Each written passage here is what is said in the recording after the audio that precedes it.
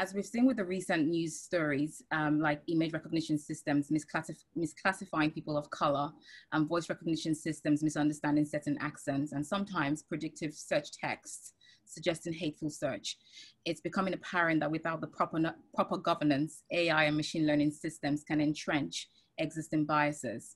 Therefore, it's important that we take care to ensure that AI evolves in a very non-discriminatory manner. My name is Yemi. I'm Yemi Oluseun. I'm a consultant at the Change Hive.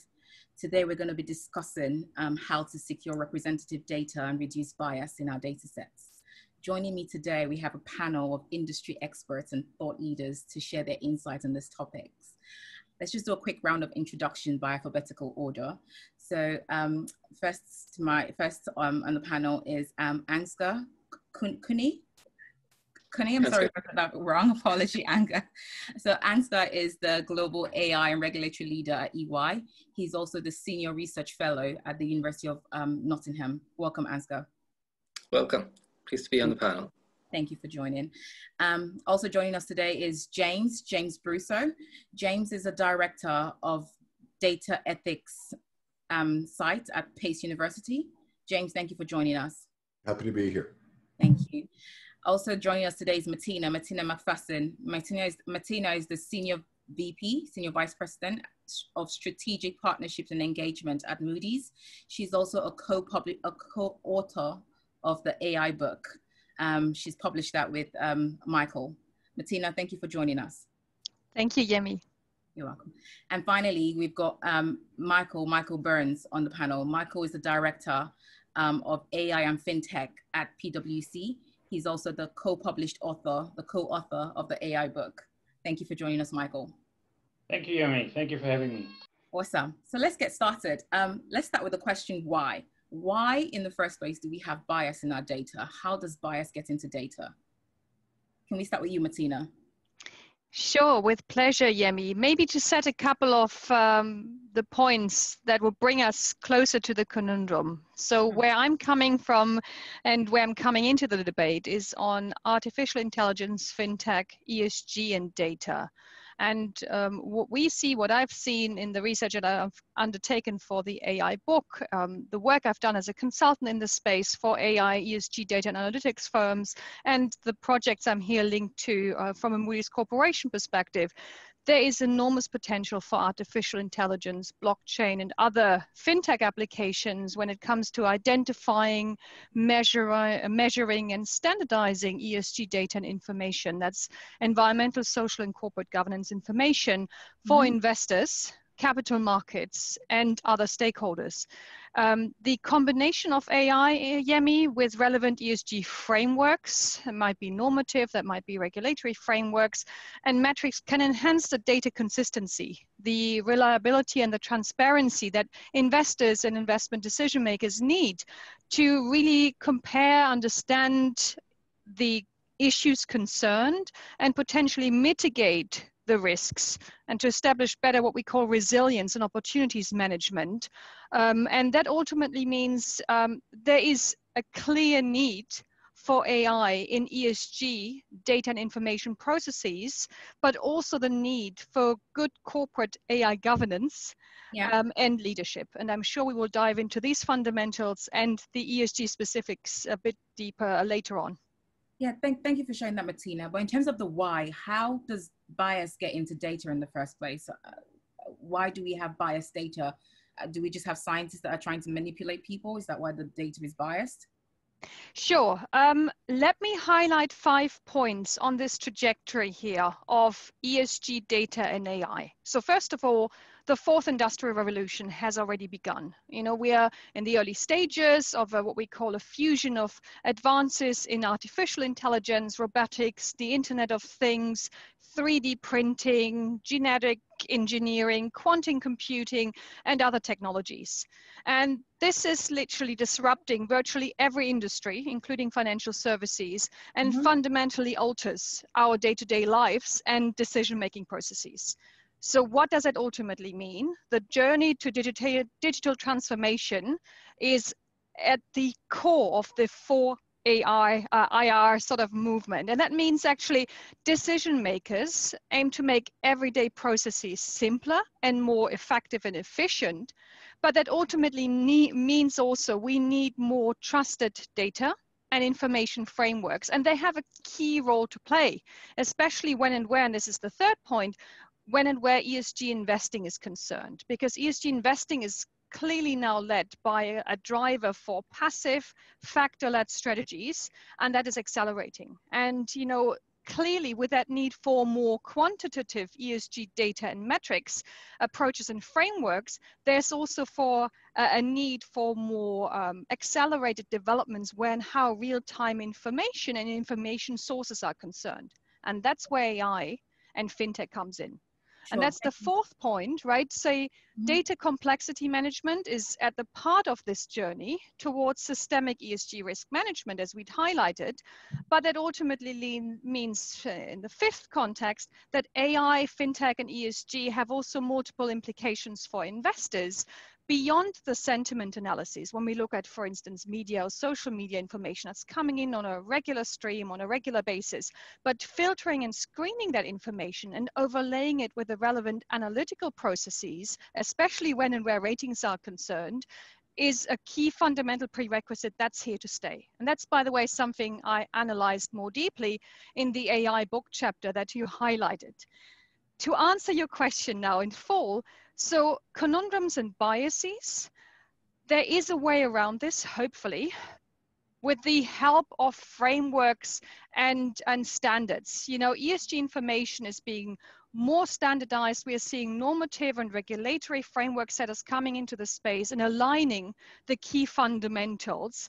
And ultimately, we're seeing that reporting towards these standards is up. SASB, just one of the sustainability accounting standards in this space, just highlighted that currently 279 companies are reporting in line with its standards. That's up from more than 118 companies just last year. So you see the amount of companies disclosing is doubling, but we clearly still see biases when and where these type of disclosures are concerned. So where the sources coming from, are we talking about CSR information sources versus CFO information sources at the corporate end? And when and where criteria and methodologies are concerned, when the rating agencies and the assessment houses for ESG come in, when, how are the weightings placed for specific ESG information and scores? And then lastly, clearly at the investor's end, when, how do they define materiality and where they're putting their emphasis when in making investment decisions? That is leading to a conundrum, and that's my last point here. When you see credit ratings are currently correlated at around 99% when you compare the different type of entities being assessed or issuers. That type of assessment, when you compare ESG research and rating assessments, is just over 60%. So really clearly, and that's, by the way, data from MIT Sloan 2019. So clearly conundrums remain. There are needs and there are ways now to standardize information, and hopefully again in turn AI and fintech solutions will then enable us to triage these different information sources and really close the gaps that we have seen there that are partially due to information gaps, size biases, sector biases, geographical biases, but also clearly down to the fact that we are looking very often at annualized information versus real-time data. So hopefully that answers some of the questions. It does. Thank you for that detail as well, Martina. I appreciate that. Thank you. Michael, from your perspective, what kind of examples of biases do you see? Are there many biases in the data? Why do we have this? And what examples have you come across? I mean, Martina was quite detailed in the explanation and very good examples from the ESG side. I think what I just wanted to outline in terms of the question why, when I think back to my work in artificial intelligence, first as a mentor 9 years ago, but then as a practitioner 7 years ago, then it starts really with the data and the experimental nature. You get maybe some small sample from the client.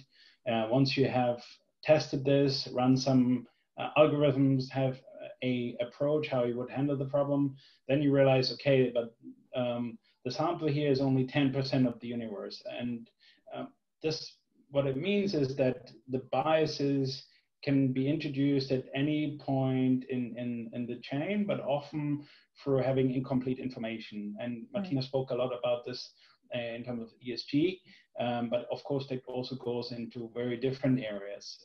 One of the projects I've worked in the past on was screening more than 1 million of CVs from applicants, either to law firms and to other companies, IT and other backgrounds, and then kind of looking at what are the biases that the firm had in selecting candidates before we even started a mechanical process, an automation process, or introducing AI. And it turned out that based on their past and based on their pre-selection, before even ever giving us the data, there were a lot of conclusions and a lot of filtering already done there. So when what kind we of, want to overcome this. Are you seeing?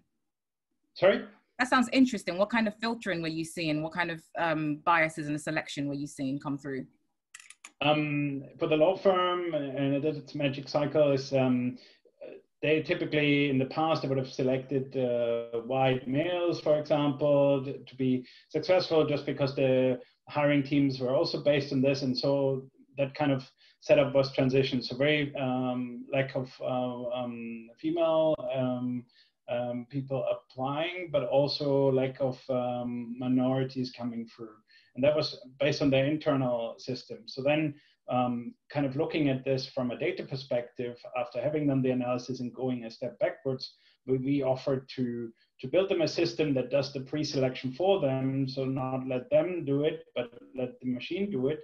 And then anonymizing names, anonymizing genders, taking everything out but the qualifications, the degrees, the results they have gotten, and then putting people in front of them, and then kind of making them aware that by the system so far, they were really only looking at a small fraction of the pool of people that might actually do well.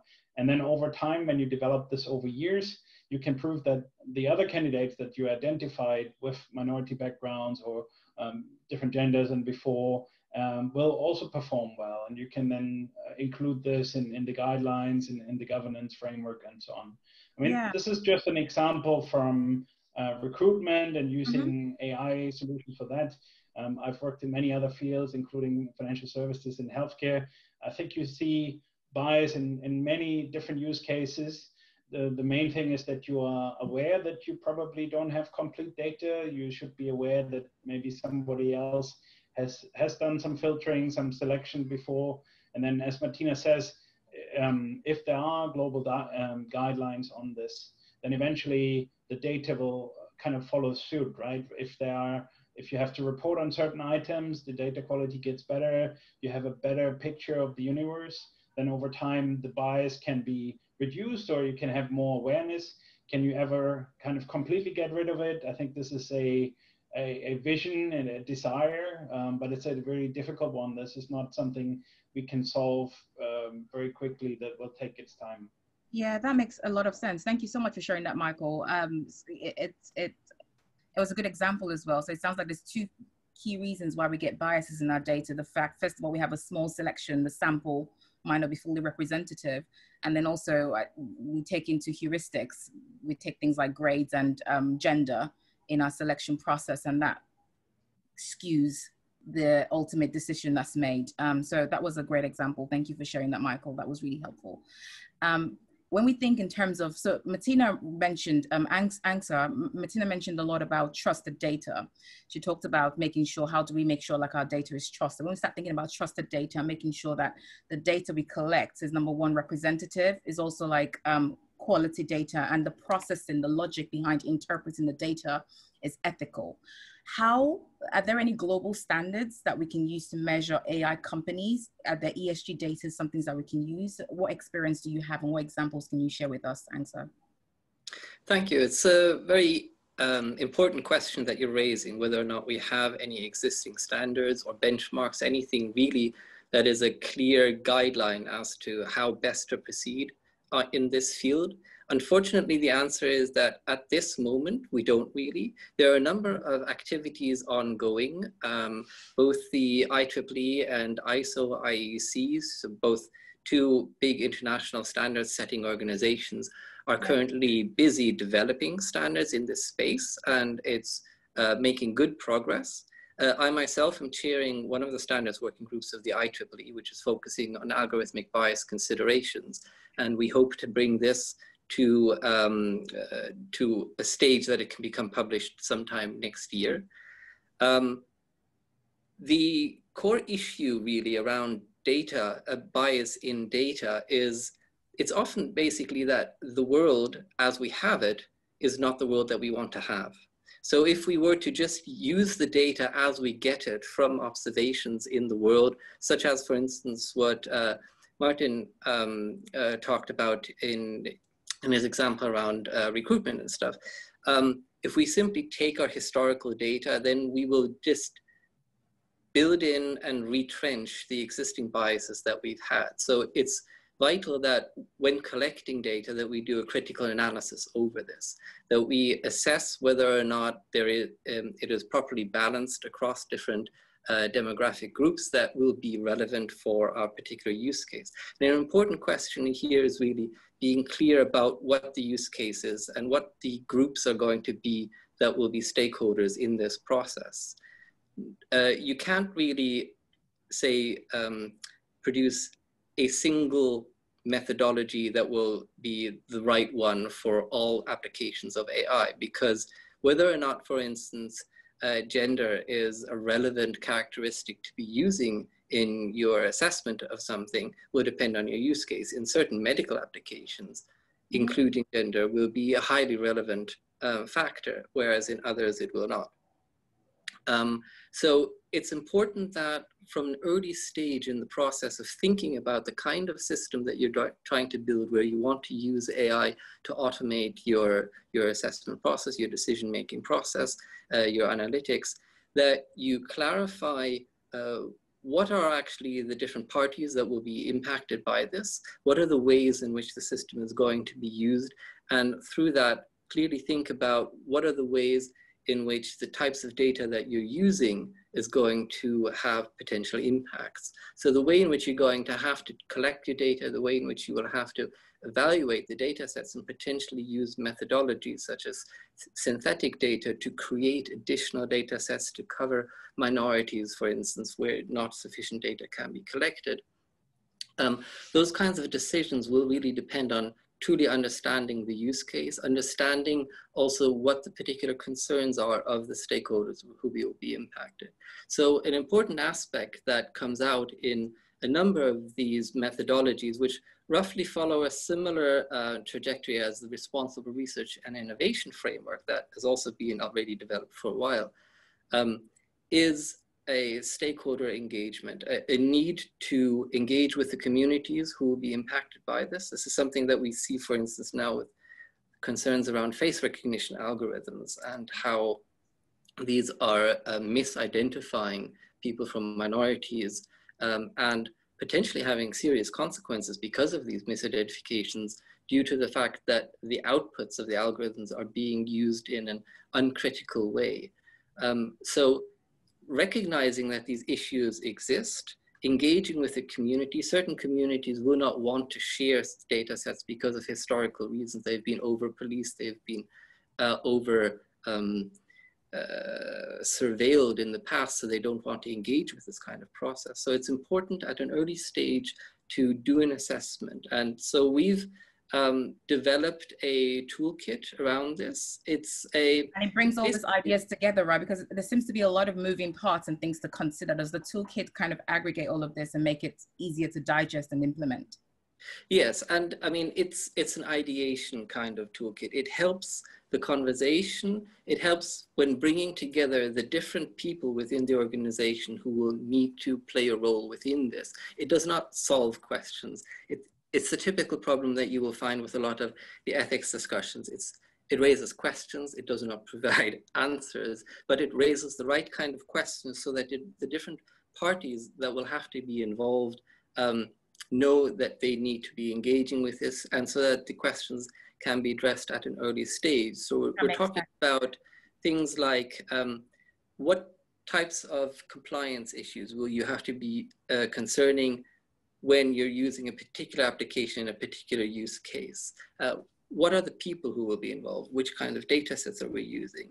What kind of governance implications does that have, such as identifying who's going to hold responsibility, where accountability lies in this process? If we're taking in something from a third party, how are we going to assess the ways in which that system has been developed before integrating it into our own system, taking into account the types of risks that it will raise, reputational implications, those kinds of things.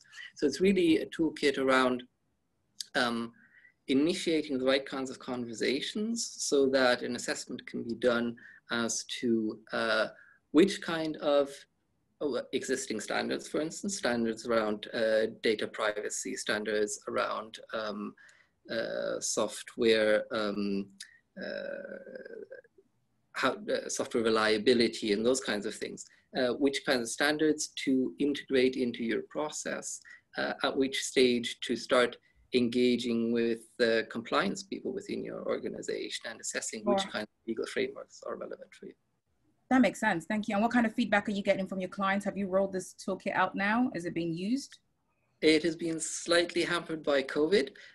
We were just at the beginning of rolling it out when COVID started. So we've had to retool it into more of onto a digital platform. Initial feedback that we've had has been very positive. We've also shown it to Lord Tim Clement-Jones from the House of Lords AI committee, and his comment was that this is a toolkit that the politicians and government should be looking at to help them understand what kinds of issues arise under these things. So that's been a very encouraging feedback to get.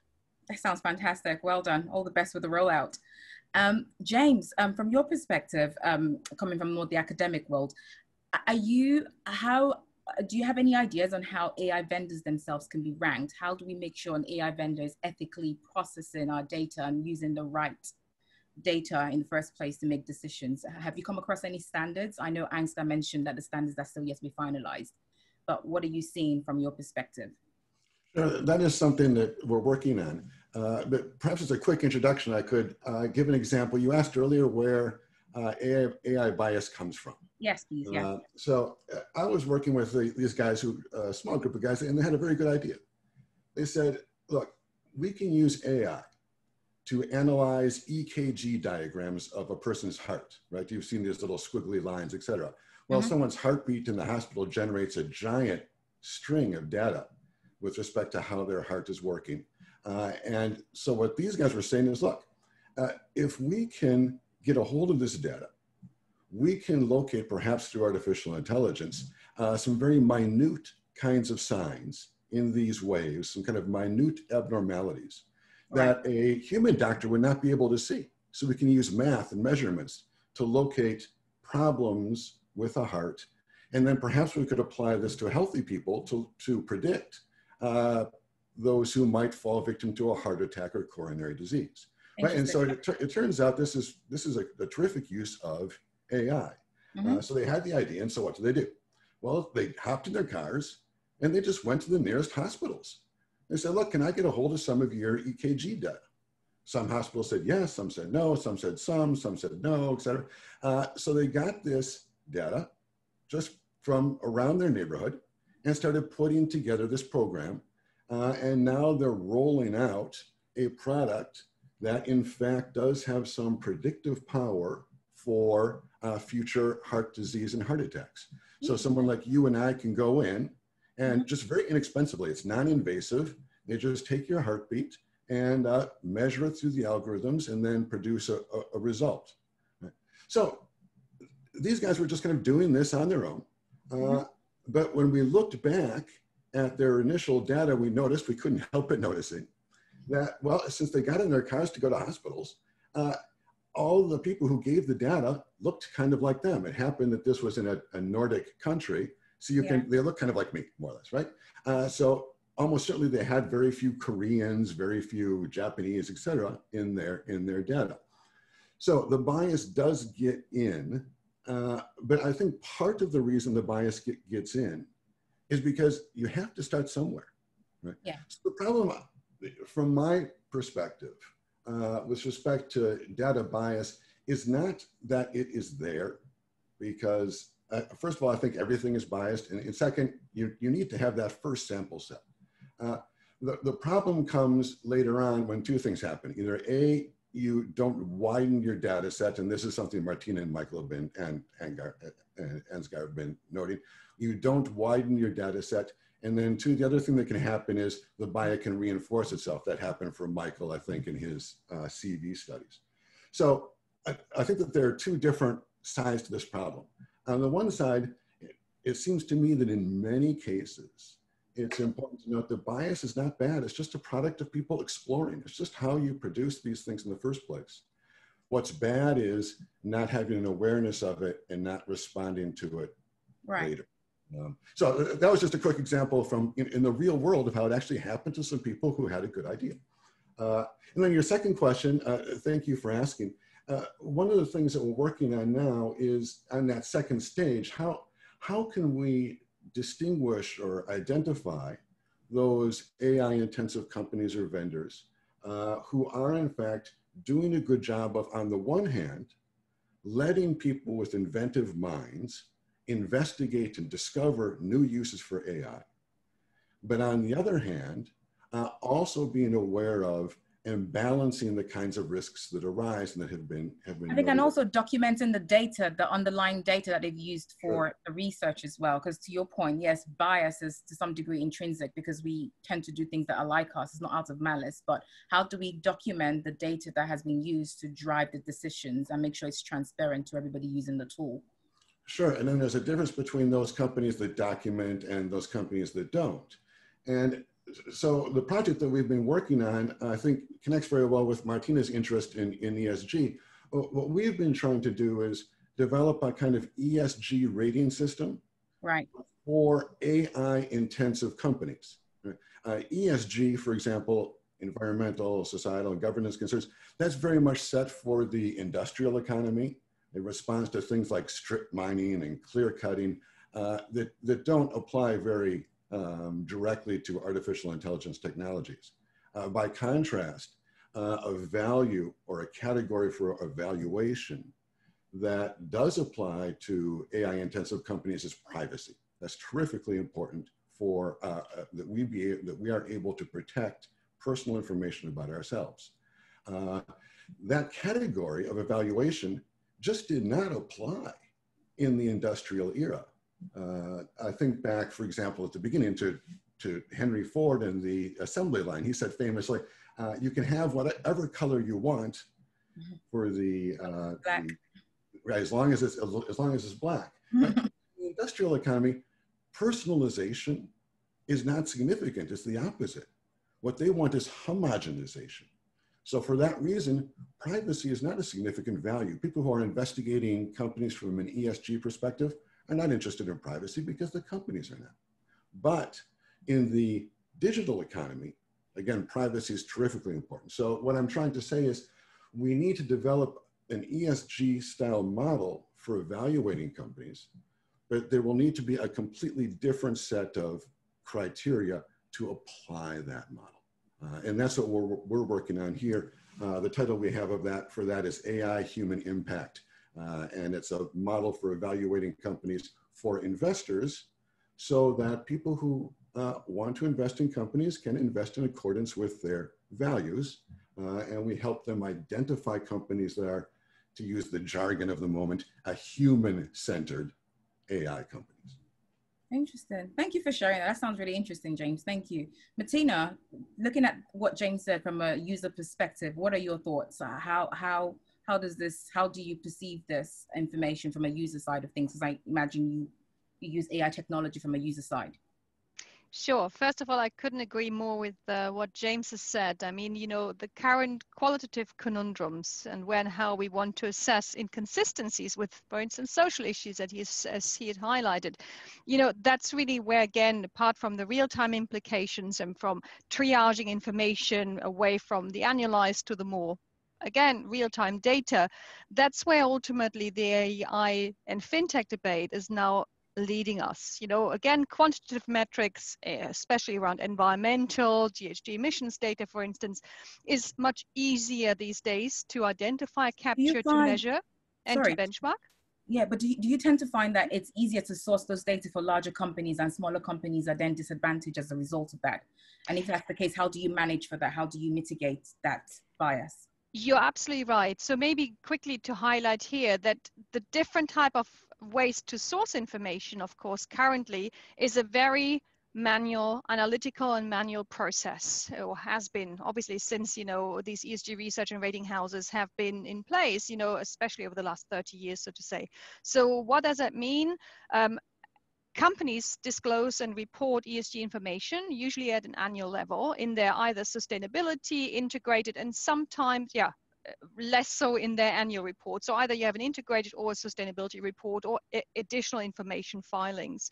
And that information is then actually captured manually by the analysts within ESG research and rating institutions. So there again, you're creating, or you're very often confronted with a size bias, because, you know, larger organizations by remit have the resources and the capital to invest in disclosure of information. And very often this started with the CSR reports. Now, as I said, has ended up with ideally integrated and somewhere in between sustainability reports.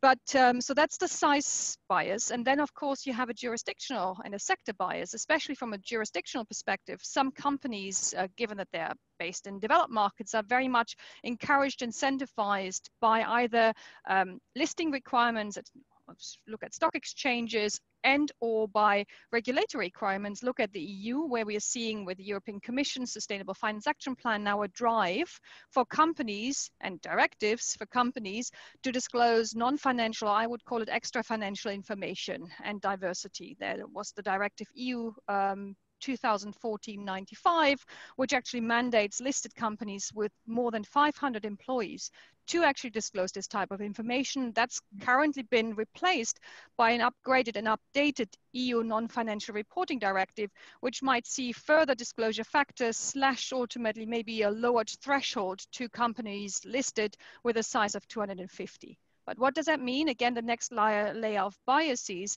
that means you're capturing information from listed companies. The non-listed space, not per se covered here, but if you're looking at companies and their supply chains, another S factor, and looking there, for instance, at human rights and labor rights controversies as mandated by other regulatory standards, such as the Modern Slavery Act, you're very quickly coming to the outskirts of what you can actually capture and disclose as an organization, and in turn, what can be tracked and traced by an ESG research and ratings institution.